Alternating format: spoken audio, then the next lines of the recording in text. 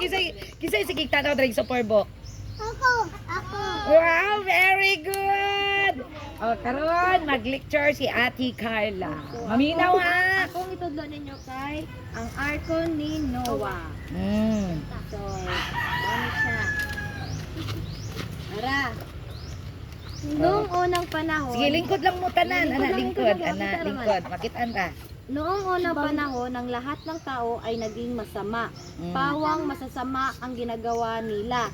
So, ang mga tao daw sa unang panahon daw, kay grabe daw, kay mga daotan daw. Tapos, pawang masasama ang ginawa nila. Puros daw mga bad ang ilang ginabuhat. Hindi na sila sumusunod sa utos ng Diyos. Dili na sila, sani kanang wala na sila nisunod sa unsay gusto Sugo. ni Sugo ni unsay Jesus. mga sugo ni Jesus. Ay wala na sila ni tuman. Wala sila ni sunod. Si Noah lamang at ang kanyang pamilya ang natitirang mabuti. Si Noah ra daw ug ang kanyang mga family ang mga buutan. Nagpuyo sila nga buutan. Kisay buutan dire. Ako. Yeah! Si Jesus og ikaw. Yeah! Kay liwat naman ka ni Jesus. Yeah! So next, nagalit ang Diyos kaya sinabi niya kay Noah, lilipulin ko ang mga tao sapagkat masasama sila. Ana daw si God, ay nasuko daw si God sa ilaha sa mga tao. Nasuko daw si God sa mga tao kay tungod sa ilang pagkadautan. Tapos niana daw si God nga, unsa nang Okay, lilipulin mahulog ma? niya. Ma, Iya ang laglagon. oh, yadang laglagon ang syudad. Oh, yan pamatyon ba ang mga Yadang tao? pamatyon ang mga tao tungod sa pagkadautan sa tao. Oh, tungod wala kay na bad na nakita. kay sila. Tungod kay wala na yung nakita si God nga mga good. Tapos, ikaw lamang at ang iyong pamilya ang ililigtas ko. Niingon si God nga, ikaw ra og iyong Imong pamilya pamilya, ang mo- akong Luwason. iluwason. Tapos, ano po ang gagawin ninyo? Tanong ni Noah. Nagpapaulan ako sa loob ng 40 araw. Kaya gumawa ka ng isang malaking arko. Ana si God nga maghimo daw siya og dako nga barko sulod sa 40 Wala limit sa yang pagbuhat sa arka kay good. 40 days niya paulanan. Oo. 40 days daw niya paulanan. Ang daw kalibutan. Ang kalibutan na si God. Isakay mo doon ang iyong pamilya upang maligtas. Ano din si God nga. Ipasakay daw ni God daw, ay ipasakay daw ni Noah ang iyang family dito sa barko. Maligtas. Oh, mao na isugo ni God kay Noah. Agad sumunod si Noah sa utos ng Diyos. So mao to ni sunod dayon si Noah sa Ginoo. Amen. Wala na siya duwa-duwa kung gid siya ni go gid siya sa pagbuhat og barko. Noong din ay pumatol sila ng malalaking puno na gagawing arko. Nagkuhan daw sila, naputol daw sila og mga dako nga mga kahoy aron daw paghimo og dako na barko. Wow. Katulong niya sina Shem, Ham at Japet. So, iya daw mga katabang daw, iya raw mga anak, kung tulo ka buok lalaki nga anak. Sila Shem, si Ham o si Japet. Hindi nagtanong ang mga anak kay Noah. Malaki ang paggalang at pagtitiwala ng mga ito sa kanya. So dakulo kay pagtuo ang iyang mga anak sa iyaha. Sinimulan agad nila ang paggawa ng malaking arko. Sumoto ilan na nagsugod na sila gimo og arka. Kauban niyang mga anak. Tumulong rin ang asawa niya at mga manugang. Hindi sila huminto sa araw at gabi. So grabe gid no, ila ang pagbuhat og arka kay buntag og gabi. Lo grabe way pahulay ba? Gusto nilang matapos agad ang arko. So gusto jud din nila na mahuman dayon. Ayon sa gusto ng Diyos. Siya. Nang makahugis ang arko, nagtaka ang mga tao. Ano ang gagawin ninyo sa napakalaking arkong iyan? So mauto, nagtaka daw ang mga tao. Natingala? Oo, natingala sila. Kadako pa ng barko. Natingala sila sa kadako sa barko. Tapos, usisa ng isang lalaki. Isang buong bayan ba ang sasakay dyan? Nakakalukan tanong ng isa pa. Ipinagawa sa akin ito ng Diyos, sagot ni Noah. Ana si Noah nga gipabuhat ni sa Ginoo sa kuha. Dayon magkakaroon ng baha sa loob ng 40 araw. Malulunod ang lahat ng masasama at ayaw sumunod sa kanyang mga utos. So mautos siya magpakuan daw si God kanang Magpaulan. magpaulan daw siya then magbaha daw ang palibot. Ang tibuok kalibutan. Ang tibuok kalibutan og malunod daw ang mga daotang mga tawo. Nga katong dili mosunod sa kay Noah. Kay Noah. Dili mosunod kay Noah sa sugo sa Ginoo. Kalukuhan sigaw ng isang lalaki. Hindi ako nagbibiro, wika ni Noah. So wala ko gabinuang. Si Noah. Ang mabuti pa ay tumulong kayo sa paggawa ng arko. Sa gayon ay maliligtas kayo sa malaking baha. Ang niyaya ni Noah. Ayaw man ulog dito. Hindi naniwala kay Noah ang mga tao. So ang mga tao daw mga daotan kay wala daw nito o kay Noah. Kay abi man daw sa mga tao daw nga gabinuang ra si Noah. So inisip na mga ito na nababaliw na siya.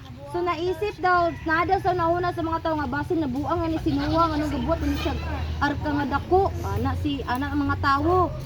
Tapos sa patuloy sila sa masamang gawain. Patuloy naman si Noah at ang pamilya niya sa paggawa ng malaking arko. Samtang daw gabuhat og arko si Noah, ang mga taong daw ta nagpadayon gyapon sa ilang kalipay nga ikasuko sa Ginoo. Sumunod siya.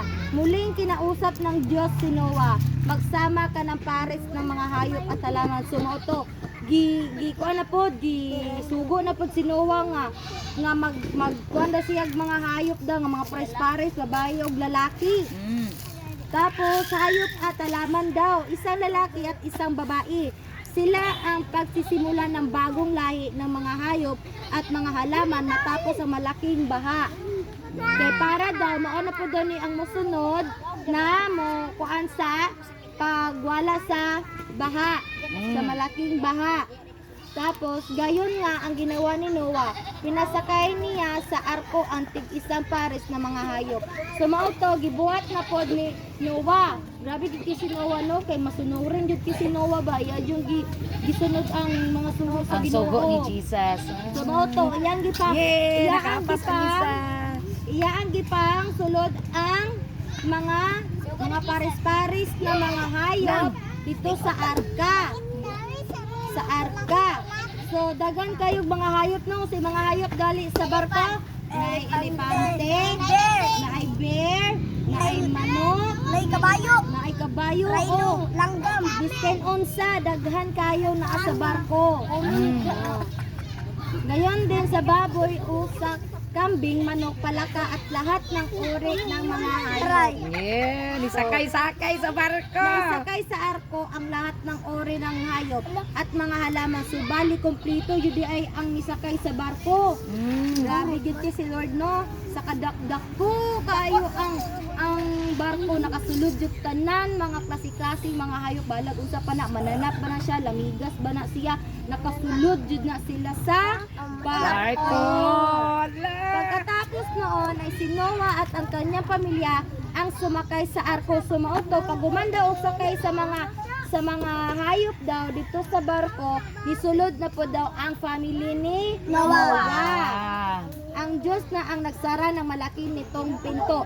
So si God na daw mismo ang nag-close sa sira sa barko. Dili si Noah, dili ang mga anak, dili ang asawa, kundi si God Jud mismo ang nagsirado sa arka. Nang maisara ng Diyos ang pinto ng arko ay nagsimulang dumilim ang kalangitan. Sumato, pag sirado sa barko, ang kalangitan daw ang langit ningit-ngit daw. ito. Tapos nagkidlat-kidlat then nagdag-on siya. Nagtago ang mga ulap at nagkubli ang araw. Nagkaroon ng malakas na kulog at kidlat. So grabe. Saan ang kulog? Usog daw nga kulog. kusog nga dalugdog. Unsa man ang kilat? Kusog nga kilat. Kidlat. Oh, kidlat. Nagsimulang umulan, mahiya iyon sa simula pero lumakas ng lumakas. Hindi pa rin nag-aalala ang mga, Ang mga tao. tao. Patuloy sila sa pagsasaya at sa masasamang mga gawain. Uminom tayo, sigaw nila. So, samtang daw gaulan daw ka ng hinay. Kusog kaayo. Ay nahinay. Hinay pa to. Oh, hinay-hinay. Ano pa sila nga, hinay pa ng ulan. Antod nga nagkakusog. Pero ang mga tao wala ragyapon, wala Baliwala ra wala sila. ra sila na balaka. Oh, wala sila na Nagpatuloy balaka. ragyapon sila sa ilang ginabuhat. Sa ilang Nagpadayon. masasama. Oh, napadayon ka pa sila inom, napadayon sila party, nag-igat-igat. Oh. Oh, sa mga bata ha, dili mag-igat-igat, mag-uyab-uyab bata pa, dili mag-uyab-uyab diri ha. So, dari na po. Umapaw ang mga ilog sa lakas ng Kay bata ulan. pa. Sige. Umapaw. Explain ang gada mo. Umapaw ang mga ilog sa lakas ng ulan, lumaki ang tubig sa lahat ng lugar.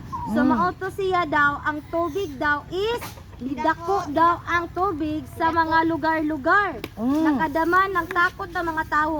Mabilis ang pagtaas ng tubig, sigaw ng isang lalaki. Bumabaha na, sigaw ng isa pa. Sumauto, nataranta na ang mga tao kay nibaha naman jud daw ang Kalibutan. Aya pa sila nataranta. Naka na sila, nisyagi ta sila. Na nidako ang baha. Oh, grabe na gyud. Mao siya. Mao jud ni resulta sa mga gahignaong na mga tao. Habang nagkagulo ang mga tao, sina Noah ay payapang kumakain. Hindi sila magugutom kahit tumagal ang baha. Sapat ang mga pagkain inimbak sa arko para sa kanila at para sa mga hayop. So mauto sila, samtang daw nagkagulo ang mga tao sa gawa, silang Noah daw giyang family is peaceful daw kay sila nangaon.